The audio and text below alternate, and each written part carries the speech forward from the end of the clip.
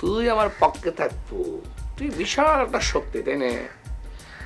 তুই পক্ষে থাকলে আমি পুরো দেশ জয় করে ফেলাবো না?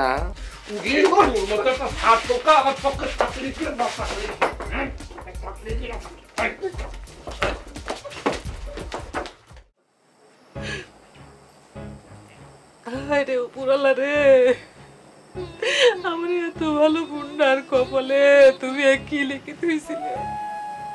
আমার বোনের শোনার মতো মুখ খান একদিনে কিরম কাইলে হয়ে গেছে। তুমি কিসের জন্য তার কপালে তো লিখেছিলে? আল্লাহ মনে একটা কথা কব, তুমি কিছু মনে করবে না তো? একদিন আগেও তোমার যে বোনটা সকলে এত অপমান করলো, তার জন্য তুমি এত কাটাকাটি করতে চাও? এই জন্যই কয় নারীর মন বোঝা খুব কঠিন। তোমার হাত কেন্দ্রে কই, আমার ভুল টাকার বদুয়া দিও না, আল্লাহর ওয়াস্তে তুমি রাখ মাফ করে দাও। ও মনি, তুমি কি করছো শোনা?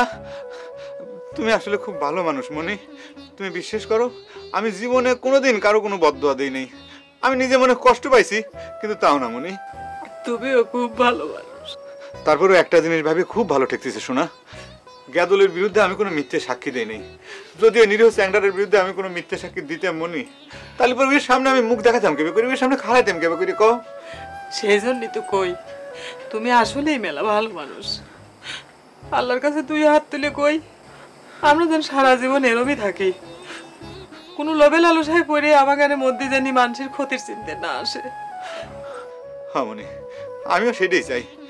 আমারও টাকা পয়সা ধন সম্পত্তির প্রতি কোনো লোভ নাই শোনা। এই যে দেখো না, আমি প্রত্যেকদিন বিয়ে খেলবার যায় হারিয়ে চলে আসি, কিন্তু কোনোদিন কিন্তু আমি কোনো রকম আফসোস করি না। আমি কিল খেয়ে টাকা শোধ করে আসি, কিন্তু তারপরেও দেখো আমার কোনো আফসোস নাই, তাই না মনি? কিল খাবো, মার খাবো, কিন্তু তারপরেও কোনোদিন আমি আমি লোভ লালসার নিচে আমি মাথা নিচু করবো না। আপনার বাড়ির ডাকাইতি হওয়ার কথা শুনে আমি তো রীতিমতো তরাইশি হয়ে গেছি ব্যারিস্টার সাহেব। আমার নানান রকম কথাবার্তাও শুনতেছি, তাই বিলালে কইলাম যে বিলাল চল যাই একটু সমবেদনা জানায় আসি। সেই সাথে জমশিদ ভাই করছিল কিছু টাকা পয়সাও দিয়ে আসি, তাই না? হয় তো ব্যারিস্টার সাহেব কেউ যে হিসেবটা দেখে পারছিলেন যে কত হয়েছে না হয়েছে? তা তো দেখতে পাচ্ছি, টোটালও করে রাখছি। খুব বেশি না, এই লাখখানেকের কাছাকাছি।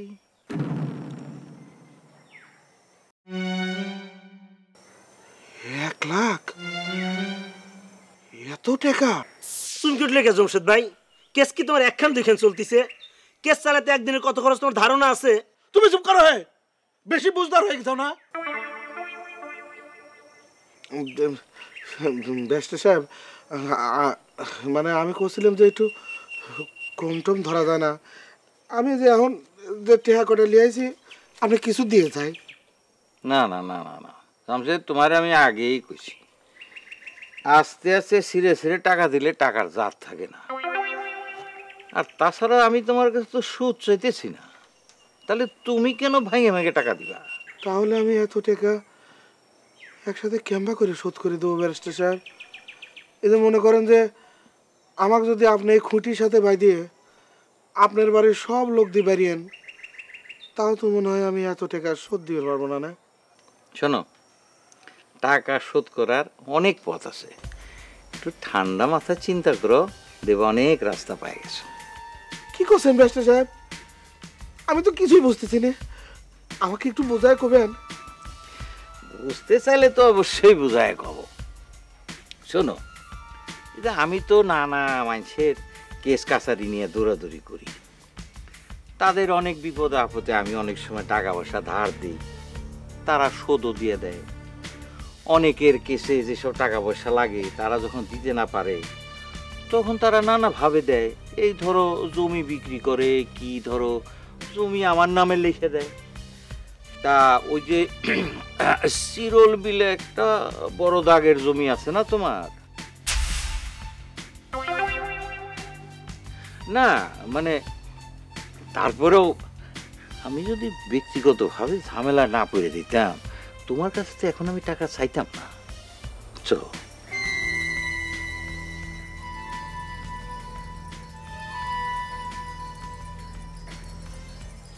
কাঁদিস নে বোন, তোর তো কোনো দোষ নাই, কপালে যা লেখা আছিল তাই হয়েছে।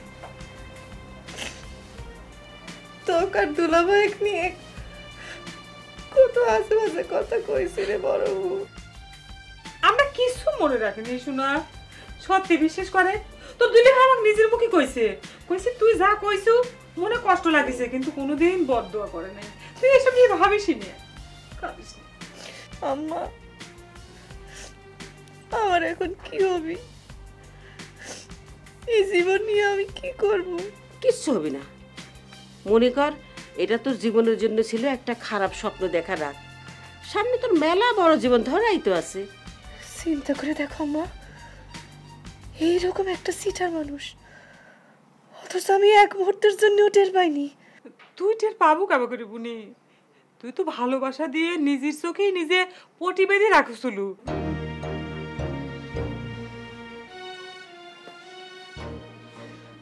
ভালোবাসা,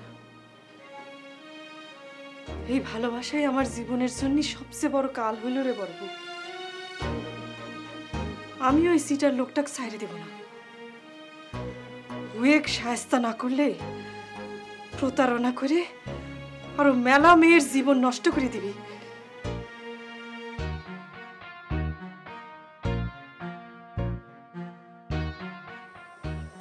মন খারাপ করে কি করবে কও? ছোট দুলাভাই যে এত খারাপ মানুষ কেউ স্বপ্নেও কল্পনা করবে পারে নাই। ছোট বউ তো ঘরে দরজা দিয়ে কাঁদতেছিল। কান্দি তো, এটা কি তার জন্য কম অপমানের বিষয়? আচ্ছা, আমার বিরুদ্ধে ডাকাতির মামলার কি খবর জানো নাকি? জান মনে কয় ওসব কিছু আর হচ্ছে না, কারণ ডাকাতির চেয়েও বড় ডাকাতি ধরা পড়ে গেছে। জান, আম্মা কি আমার সম্পর্কে কোনো কথা কয় তোমার কাছে? হয়, কইছে তো। কইল এমন একটা বিপদের সময় যে নায়ক ঝাঁপায় পড়িছে, তার বিনিময়ে সে নায়কের সাথে নাকি এখন তার ছোট বেটি বিয়ে দিবে। তোমার হাত দুটো একটু ধরি যান। দেখিছেন তো আব্বা, আমি নাকি খালি মিথ্যে ইনফরমেশন দেই, আজ হাতে নাতে ধরাই দিলেন। কি অ্যাকশন নেবেন নেন। এই ছেলে, আমার সঙ্গে আসো। কি হলো, কথা কানে দেয় না? আসো। আব্বার কথা কানে যাচ্ছে না? হে চল। তুমি আসো কেন? তুমি যাও বাড়িতে, ওর সঙ্গে আমার একা বোঝাপড়া আছে। তাই আসো।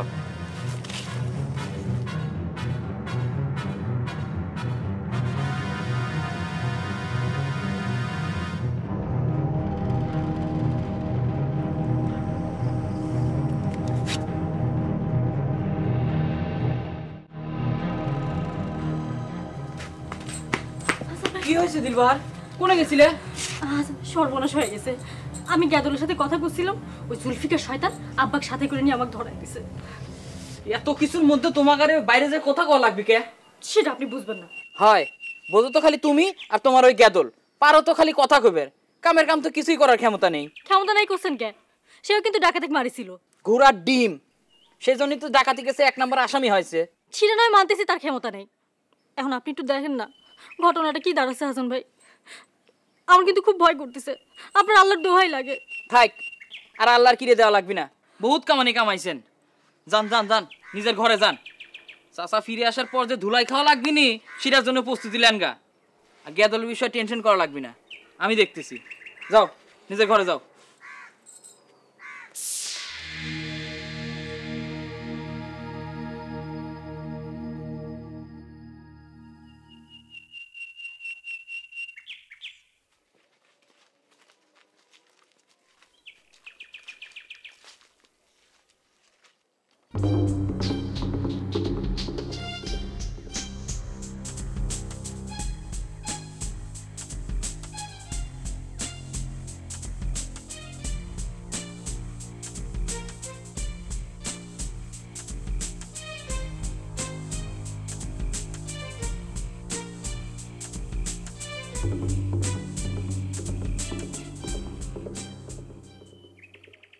নিজেরে তুমি কি মনে করো, সিনেমার নায়ক?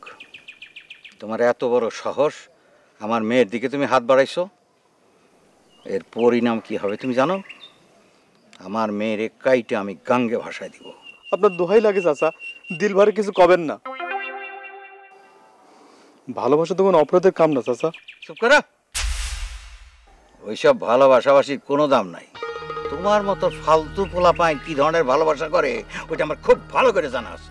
আমাকে যত ইচ্ছে গালাগালি করেন চাচা, আপত্তি নেই, কিন্তু আমার ভালোবাসা নিয়ে কোনো কথা কবেন না চাচা। খুব তো ভালোবাসা ভালোবাসা করতেছ। দিলবাহারের জন্য ভালোবাসার কি পরীক্ষা তুমি দিতে পারবা কত? চাচা আপনি যে কোনো ভাবে আমার ভালোবাসার পরীক্ষা নিতে পারেন। ভালোবাসার জন্য আমি সব ধরনের পরীক্ষা দিতে রাজি আছি চাচা।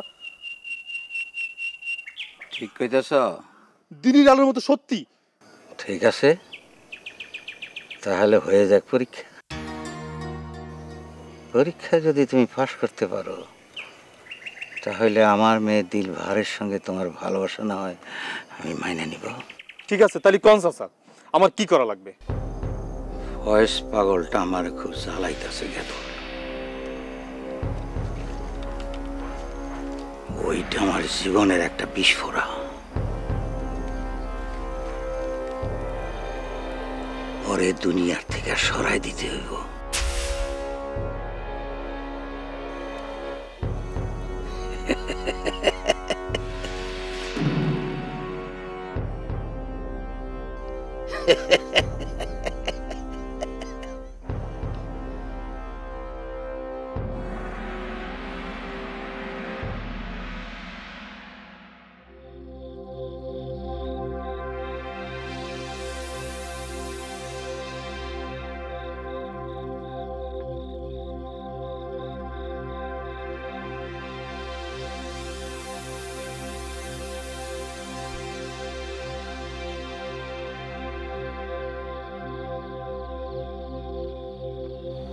জমশেদ ভাই, আগে এত ভাঙে পড়তেছে ওকে?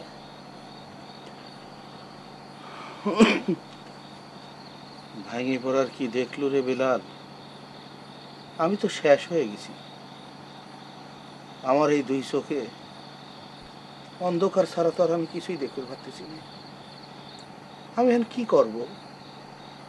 কার কাছে যাব? কথায় কথায় এতদিন যার কাছে ছুটে গেছে সেই তো দংশন করার জন্য হা করেছে। আমিও বুঝতে পারতেছি না তোমার কার কাছে যাবে কব। ব্যারিস্টার যে এইভাবে সুই হয়ে ঢুকি ফাল হয়ে বাড়াবি রে, সেটা তো আমি স্বপ্নেও ভাবতে পারি নাই রে। ভাবাটা তোমার আগে উচিত ছিল জমশেদ ভাই। আমাদের কাছে তো মেলা উদাহরণ আছে। ওই ফয়েজ লোকটা নাকি পাগল হয়েছে ওই ব্যারিস্টারের কারণে। পাগল তো আমারও হওয়া লাগবে রে বেলাল। আমি যে একখিন জমির ফসল নিয়ে সারা বছর চলি, সেই জমির উপরে ব্যারিস্টারের নজর পড়েছে রে। আমি কি মামলার পিছ পিছ দৌড়াইছি রে বেলাল। আমি নিজেই তখন বন্দি কারাগারে হয়ে গেলাম রে। ধৈর্য ধরো জমশেদ ভাই, বুদ্ধি একটা বাইর করাই লাগবে। ওই মফিজ লোক তো খুব একটা সুবিধা না, তার বিরুদ্ধে কিছু কওয়া যাবে না, যে কোনো সময় ফাঁসাই দিতে পারে। বিপক্ষে আমি কথা না কইলাম রে বেলাল, কিন্তু তার টাকা আমি শোধ করবো কেভাবে রে? আমি নাকি লাখ টাকার মামলা করে ফেলাইছি রে। একটা কাম করো জমশেদ ভাই, তুমি ভাবিকের বাড়িতে যাও। ভাবিকের বাড়ির অবস্থা তো খুব একটা খারাপ না। তুমি যা তোমার সমস্যার কথা খুলে কও, যদি তারা সাহায্য করতে পারে।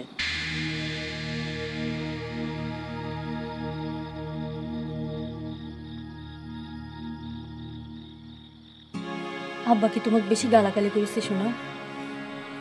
তুমি রাগ করে না। সে বাড়িতে এসে আমাকেও গালাগালি করেছে। ওই সে কাইটে ঘাঙে ভাসায় দিবে, ভয় দেখাইছে।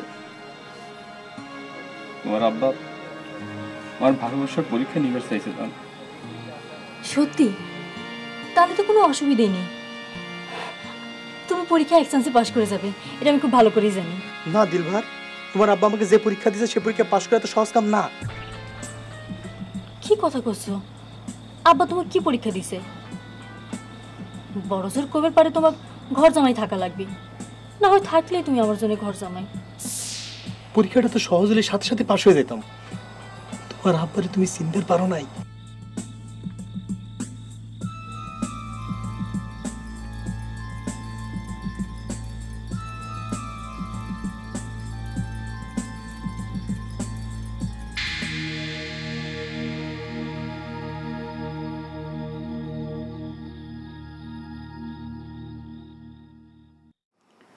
শোনো দিলরুবা বেগম,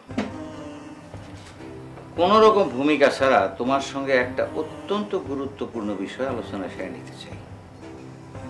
কিন্তু তোমার সঙ্গে তো আমার কোনো আলোচনার ইচ্ছা বা প্রয়োজন কিছুই নেই। জি না, এটা কইলে হবে না। অতি সম্প্রতি আমার ফ্যামিলির উপর দিয়া নানা রকম বিপর্যয় ঘটে যেতেছে। আমাকে অতি সত্বর ডিসিশন নিতে হবে, আমার ফ্যামিলিকে তো রক্ষা করতে হবে। কিসের ডিসিশন নিয়ে এত জরুরি হয়ে গেল? আমার ছোট মেয়ের বিয়ের সিদ্ধান্ত, এবং খুব তাড়াতাড়ি কাজটা হওয়া দরকার। আমার একটা মেয়ের জীবনের উপর দিয়ে মাত্র ঝড় যাচ্ছে, তার উপর তোমার বিয়ে শাদীর আয়োজন করাটা কি এত জরুরি হয়ে পড়েছে? হ্যাঁ, অনেক জরুরি হয়ে পড়ছে। কারণ আমার ধারণা এই বিষয়টা ঝুলে আছে বলে আরো নতুন সমস্যার সৃষ্টি হইতেছে। শোনো, এতদিন যা কথা হয়েছে, কিন্তু এখন আমি দৃঢ়ভাবে সিদ্ধান্ত নিছি, পরীক্ষিত কোনো ছেলে ছাড়া আমি আমার মেয়ের বিয়া দিব না। তাই নাকি? তা তোমার পরীক্ষিত সাল তো মাত্র একখানি আছে, জুলফিকার, তাই না? তা মাথা ঘুরায় নাক না দেখায় কথাটা সরাসরি কয়ে দিলেই পারো। আমি জানতাম কথাটা তোমার খুইলা কইতে হবে না, তুমি নিজেই বুঝতে পারবা। কিন্তু তার সাথে যে আমার বিটির বিয়ে দেবো না সে আমি বহু আগেই কয়ে দিছি। বহু আগের কথা বহু আগেই বাদ হয়ে গেছে। সাম্প্রতিক ঘটনা প্রবাহ আমার যুক্তিটাকে আরো প্রবল করছে। আমাদের জন্য সবচেয়ে নিরাপদ পাত্র হলো জুলফিকার। অনেক দিনের পরিচিত, জানাশোনা, পরীক্ষিত। আর তুমি যে হাসানের কথা কইতেছো, সেই হাসান যে ভবিষ্যতে আলমগীরের মতন বিপজ্জনক হবে না তার তো কোনো গ্যারান্টি নাই। তোমার কথাটাকে আমি সমর্থন করলাম। দীর্ঘদিনের জানাশোনা সাউলের সাথে আমি দিলবাহারের বিয়ে দেবার চাই, তাই আমি সিদ্ধান্ত নিছি ওই গ্যাদলের সাথেই আমার বিটি দিলবাহারের বিয়ে দেব। ওরা দুজন দুজনে ভালোবাসে। অসম্ভব! আমার শরীরে এক ফোঁটা রক্ত থাকা পর্যন্ত তোমার এই স্বপন পূরণ হবে না দিলরুবা বেগম। যদি দরকার হয় ওই গ্যাদন রেখাইতে আমি গঙ্গে ভাসাই দিব। পাল্লি ভাষাও ঘা, তবে বিটির বিয়ের পরে এ কাম করবার যায় না, বিটি বিধবা হয়ে যাবে। সেই জন্য তোমাকে আমি কইছিলাম তোমার সাথে আলোচনার আমার কোনো প্রয়োজন নেই। এখন তুমি আসবার পারো, যাও।